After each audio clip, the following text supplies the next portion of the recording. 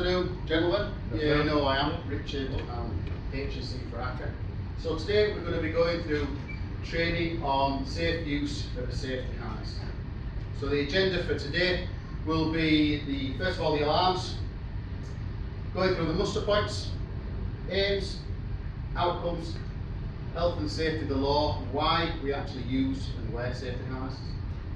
A brief history, component parts of a harness, inspection, and on your laps you do have an assessment short questionnaire that you please feel free to take note throughout the presentation, and we'll be covering that at the end. Okay. So muster points at the moment, all your muster points are on this level. We are not expecting a GPA this afternoon for test purposes. So any GPA we do here, we'll treat it as real time, and we'll make our way out either one of the doors, and we'll go to his muster point. Okay, so the aim of today, understand the legal requirements to identify various parts, and lastly, inspect the safety harness. Outcomes, understand the brief history of the safety harness, why we wear them, the law, what parts of a safety harness, and we'll have young Callum coming up and we'll identify the parts of the harness while trying it on. And also to become proficient in the safety harness inspection prior to and after use. So the law itself, so why do we use them? Legal requirement. It's a legal requirement, anything else? Safer work. Safer work.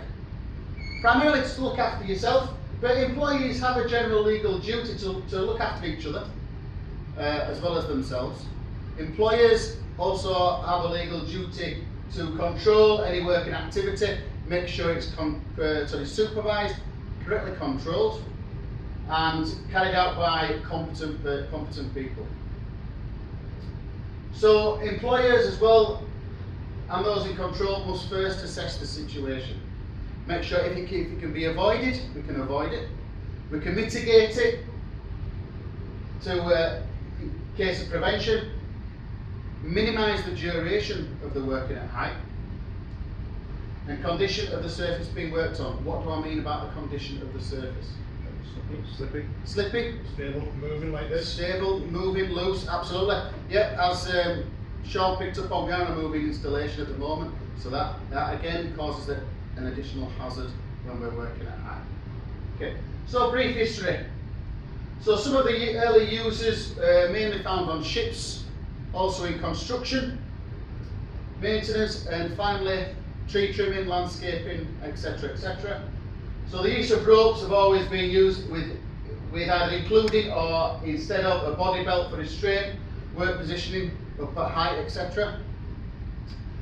Unfortunately, when we're using just ropes, this can cause injuries, i.e. broken ribs. It can actually cause constriction, blood flow, causing suspension trauma. This could be also suffocation, including injuries to the diaphragm, the chest area, the core. Okay. So what types of harnesses can we see? So as you can see on the floor at the moment, we have the full body harness. We've got a sit harness, which is basically just a belt with two loops. A figure of 8 knots, which is mainly used for rock climbing. So again, we're not just making it more specific for the work, we're looking more generic at leisure activities. Okay. So again, you can take this presentation away, use any points you've learned today, and we can use them when we're at home and when we're using that for our leisure time. So a chest harness is just worn around the shoulders, but it also can be attached to a sit harness to give that additional length of support and anchorage to a specific point.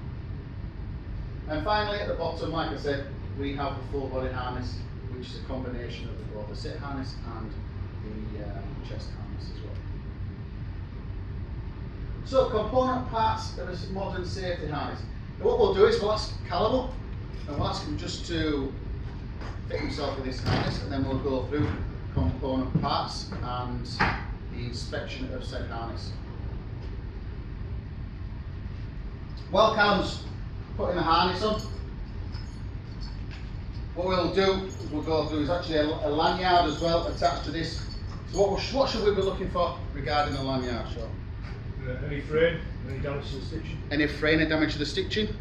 Craig? General cuts in the tape work. general cuts and the tape work. What we should be looking at is the carabiner.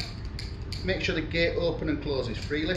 Also, if we can just make sure we got the actual clasp itself there. That's actually the weak point of the carabiner. Make sure there's no damage, no cracking. If you do see anything, it must be taken out of service. Okay. Make sure the actual coupling closes up correctly. And also as well the label on the back. That will give you the dates of when it was actually manufactured, the dates of when it will come out of manufacturing, it's past its expiry date. Okay. But just have a general look round, make sure there's no contamination.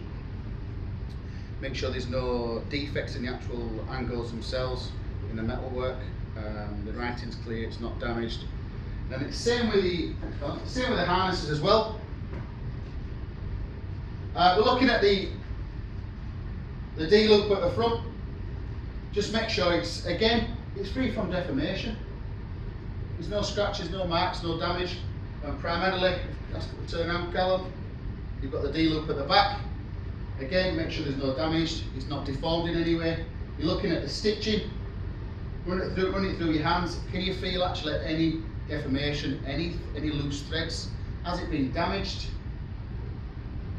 Okay. So is it fit for purpose? Has it been tensioned correctly? Okay. So as you know yourself, you can actually tension it through the buckles to give a nice comfortable fit. It should be tight to fit in. Okay, because it's not going to do you any good at height if this is loose. Okay. So we've gone through the shoulder straps, the dorsal fin at the back. You've also got a buckle at the front in the chest. On the one on the screen, you've got a cushion back pad. On this one, unfortunately, it's a different model. This doesn't have one of the back pads. Okay. You've got the waisty anchors, which is around the sides. And they've also got adjustable thigh straps, as we spoke about. Okay. So, when should we be inspecting? So we should be carrying out a prior to fitting inspection, like we've just gone through. Also after use. Why after use? So we use it again, but you get back into the store, you can report it to materials and get it taken out of service if possible. Absolutely correct. Yeah, if it's been damaged and it's inadvertently you've not realised it's been damaged, then yeah, it can be reported back to stores and new ones can be ordered. Okay. After the fall, why? Should be taken out of service or at least sent in for further inspection. Precisely, thanks Sean. Yeah, should be taken out of service straight away, or otherwise it'll be taken for further inspection. Just make sure no stretching on the nylon, damage to the stitching, any deformation of the buckles. Okay. So we've already spoke about checking for the CE mark. Hold the harness, yeah, and run it through your hands. Rotate the stitching and the brackets round, okay, just to make sure there's no obvious damage. There's no wear and tear. Check the stitching around the waist belt, the thigh straps, the leg loops and the D-rings, and now the ankle points. Ensure that the elastic retainer rear of the harness seat is free from any contamination, and if it's got some elasticity, maybe an elastic band at the back, then it's still got the elasticity in the process. Okay. So, more importantly, primarily, ensure that the harness is fit for purpose. Okay. If you don't need all the security points, you don't need all the anchor points, get a simpler harness. Okay, so all you can do is chances of you getting caught up on any equipment, if you've got too many buckles, etc. Okay. Again, make sure you've got the correct harnesses. This is just a singular lanyard that we've got attached to that harness. You can have dual, we can have inertia wheels attached as well. Okay, so please make sure we've got the correct equipment.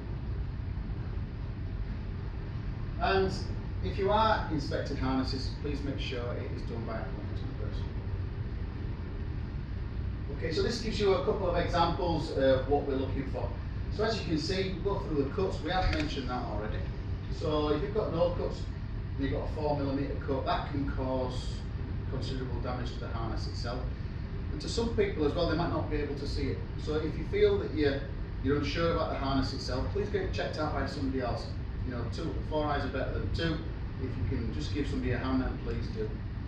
And also the picture on the left hand side, any deformation of the buckles, any damage on the buckles, etc. So you have been given a question sheet. Okay, so what we'll do now is we'll go through the questions.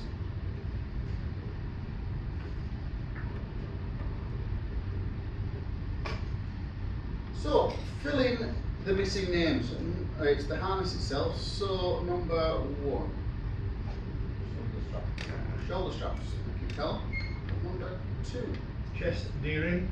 Chest D-ring. Where else can we find the D-rings? So on the back, and you also have ones on the side as well. On the sides as well, absolutely. Thank you, Greg. Number 3. There's your side D-ring. Waist D-ring. Number 4. Your leg loops. Leg loops. And thigh and leg loop. Thank you. So give 2 examples of a damage to a harness. Any frame. Fraying of the Straps, yeah. straps, webbing, stitching. Thank you, Sean. Anything else? Metalwork damaged. Metalwork, deformation. What about anything else? One more. Contamination. Contamination. Thanks, Sean. That's what I was looking for. Yeah. So name a duty of employees. Be competent in the work you do. Make sure you're competent at the work. Always inspect your kit prior to use and on its return. Magic, thanks Sean, yeah, absolutely. Always inspect your equipment when you've finished. Give an example of different types of harnesses. The sit harness. Sit harness for rope access. Sit harness for rope access. Body harness. Full body harness. Okay, thank Chest you. harness. Okay, that's it. So everybody comfortable with that? Yes. Perfect. Lastly, we'll just go through some references. The information that we've had today from Health and Safety at Work Act, we all are very, very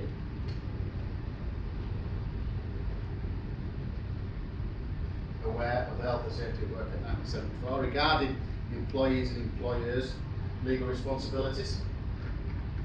They're working at Hybrex, so guidance leaflet IA INDG 367 specifically does cover the inspection of fall arrest equipment made from webbing and rope. So, like we said before, please, if you do use it in these leisure times, then please you can adhere to that code of practice, that guidance leaflet. Personal protective equipment at work regs 1992, and also Google. Okay, get some good references off them, good case studies, etc. Anything else from you guys? No. Thank you. Thank you very much indeed. All right.